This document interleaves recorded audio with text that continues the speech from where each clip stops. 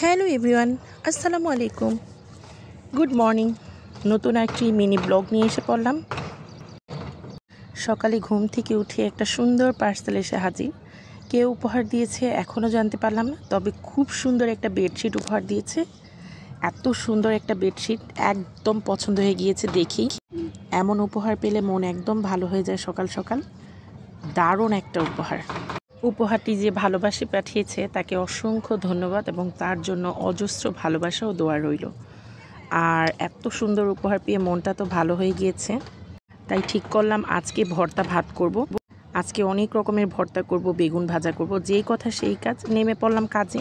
সুন্দর করে বেগুন ভেজে নিচ্ছি একদম মচমচা করে। আর তাল বেগুনগুলো আমার এত বেশি ভালো লাগে, এত বেশি প্রিয়, কি বলবো।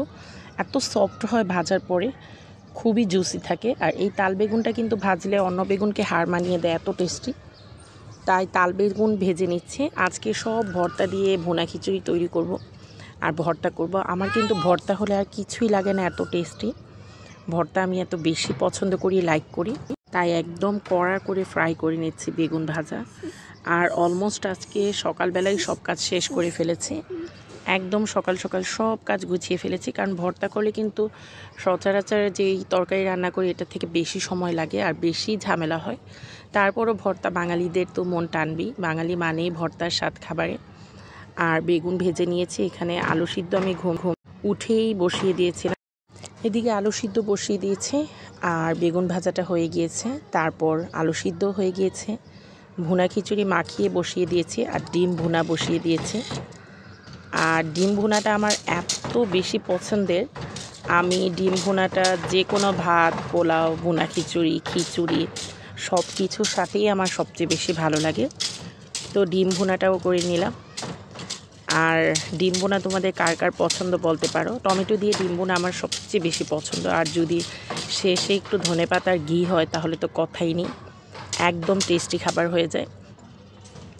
এই তো আমার মোটামুটি সব কিছু রান্না গুছিয়ে ফেলেছি। আর এখন খিচুড়িও প্রায় হয়ে এসেছে।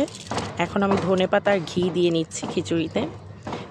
চালের খিচুড়ি তৈরি করছি। আর এখানে শুটকির ভর্তা করে নিচ্ছি। শুটকির ভর্তাটা ছিল ভাসপাতা শুটকি, আমি এটা ভালোভাবে ফ্রাই প্যানে ভেজে তারপর এটা তৈরি করেছি। আজকে মোটামুটি বেগুন ভাজা, শুটকি ভর্তা, ডিম ভুনা, আলুর ভর্তা, তারপরে এখানে ছিল ডাল ভর্তা। আর এই তো সব কিছু পরে কিন্তু একটা গরম গরম একদম কড়া করে চা ছিল। আর প্লেটারটা দেখো কি সুন্দর হয়েছে, একদম ভর্তা ভাত। আর এত পরিমাণ টেস্টি হয়েছে বাঙালিয়ানা খাবারটা, আমার যেন মনে হলো যে অনেক দিন পরে একদম অন্তর ভরে খাওয়া দাওয়া করলাম। আর এইসব খাবার আমার সবচেয়ে বেশি প্রিয় এবং সবচেয়ে বেশি টানে। ভালো থেকো, আল্লাহ হাফেজ।